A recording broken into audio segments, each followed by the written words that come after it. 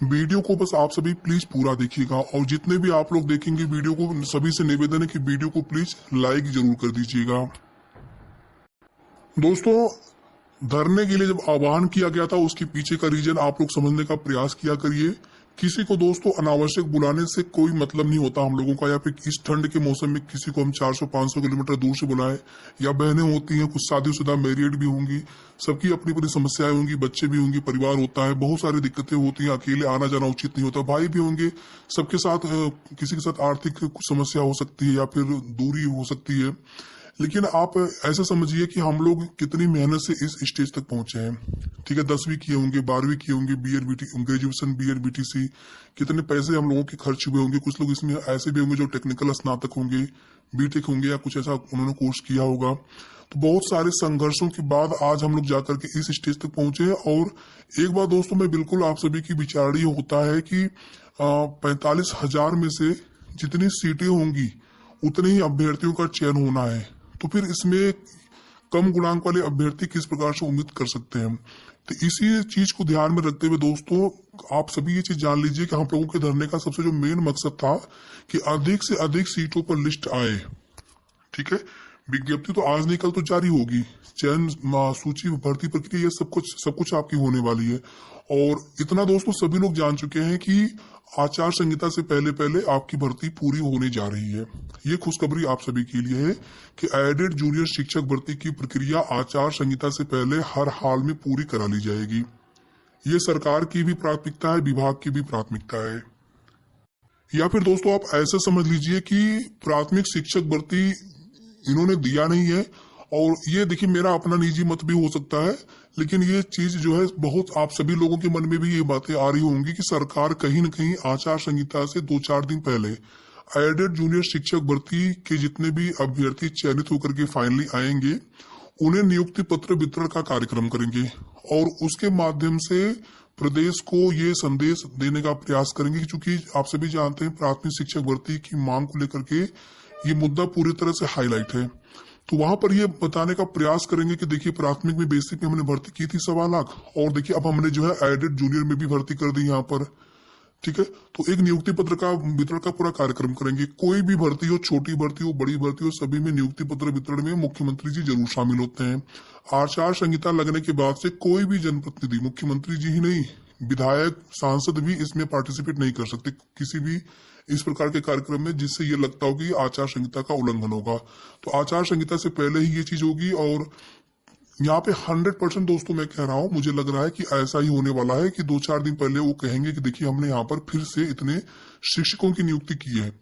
ठीक है, वो बात अलग है दोस्तों की बेसिक में प्राथमिक में शिक्षक भर्ती बहुत ज्यादा आवश्यक थी, भर्ती आना चाहिए था। आपने जो भर्ती की थी वो शिक्षा मित्रों की समायोजन रद्द होने से, हालांकि वो सीटें भी सहायक अध्यापक के जो पद सृजित हुए होंगे उन्हीं को उसी में समायोजन किया गया था अगली सरकार के द्वारा।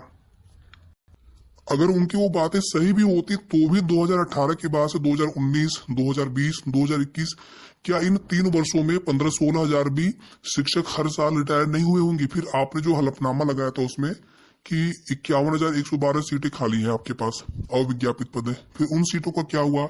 अभी आप बेसिक से अपर बेसिक में, उच्च प्राथमिक में आपने प्रमोट करने का फैसला किया है जनवरी के अंत तक, तो वे सीटें भी खाली होंगी। बेसिक वाले लगभग 40,000 प्लस सीटें हैं, तो भी ऐसे देखेंगे 90,000 के ऊपर सीटें जा रही हैं।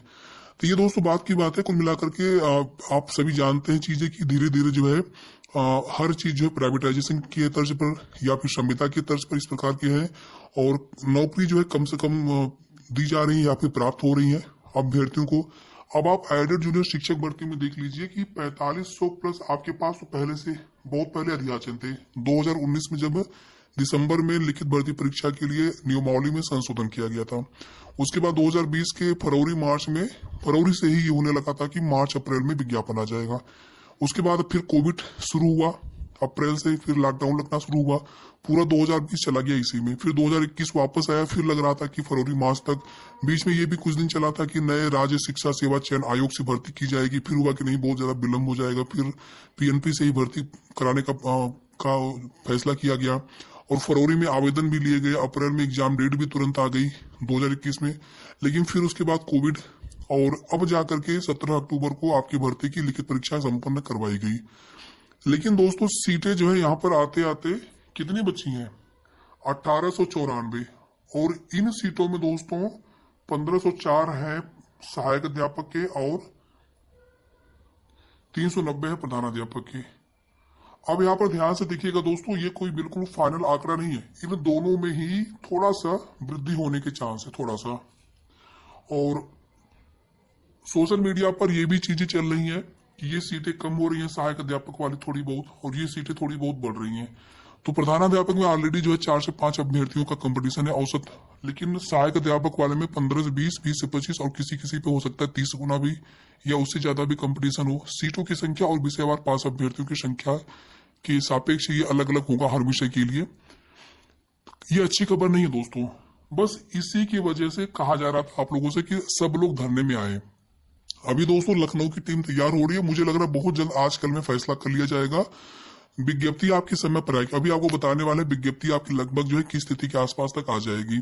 लेकिन दोस्तों उसके पहले पहले या ऐसे कह लीजिए चयन सूची जारी होने से पहले पहले अभी विज्ञप्ति भी आएगी, ऑनलाइन फॉर्म भी भरवाए जाएंगे, तो भी हम लोग प्रयास करेंगे प्रयागराज से भी और लखनऊ से भी कि सीटों की संख्या बढ़े।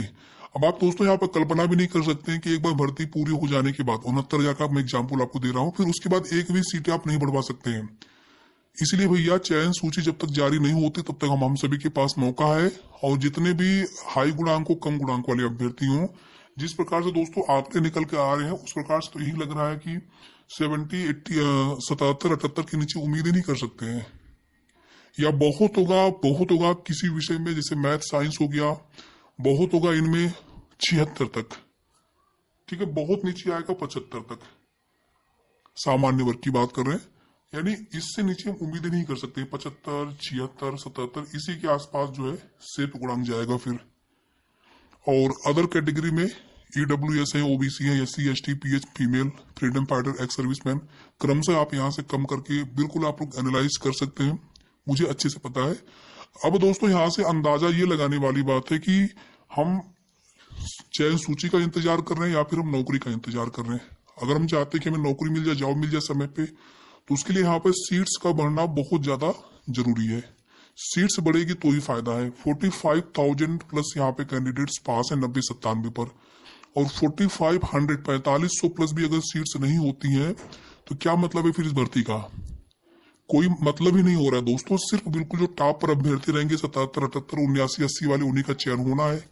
80 के ऊपर वाले भी बहुत अभ्यर्थी हैं दोस्तों। अगर 80 के ऊपर भी देखेंगे ना, तो मेरे खुद के दोस्तों, मैंने जितनी बार कमेंट आपका आता है ना, मैं हर कमेंट को अलग अलग लिखने का प्रयास करता हूँ। कोई भी कमेंट जैसे किसी ने 2 बार कमेंट किए होंगे हमारा इतना गुणांक है, मैंने वो रिपीट नहीं किया है।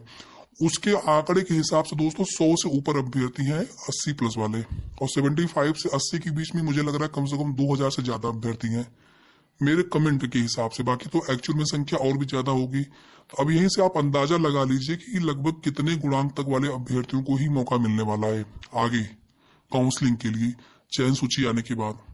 कौन कितने गुणांक वाले अपने डॉक्यूमेंट्स तैयार रखें, बिल्कुल हाई गुणांक वाले।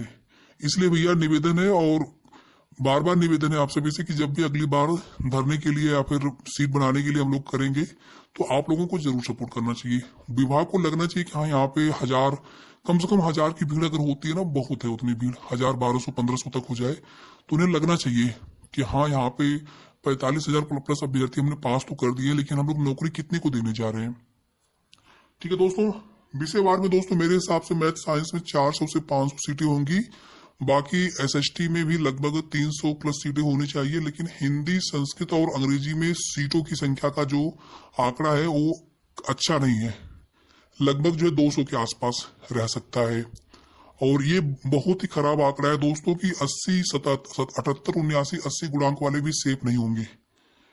ठीक है, फिर से आप सुन लीजिए, मैथ साइंस में लगभग जो है 400 से 500 के आसपास सीटें हो सकती हैं। SST में 300 प्लस, 300 से लेकर के 400। मैं एक बार सेपरेटली इसको कर दूंगा, लेकिन अभी आप इतना जानते रहिए चीजों को, ताकि हम देखिए कोई भी झूठी उम्मीद देने से अच्छा है कि एक्चुअल में जो चीजें हैं वो आपको पता चले। और बाकी जो तीनों लैंग्वेज है दोस्तों, वहां पर 200 के आसपास सीटें हो सकती हैं, किसी में 200 से 250, किसी में 200 के लमसम 225, इसी के आसपास। इतनी कम सीटों पर लिस्ट आने का कोई मतलब ही नहीं। बिल्कुल जो टॉप में होंगे 80 के आसपास वाले होंगे, 78, 79, 80, उन्हीं का चयन होना है फिर।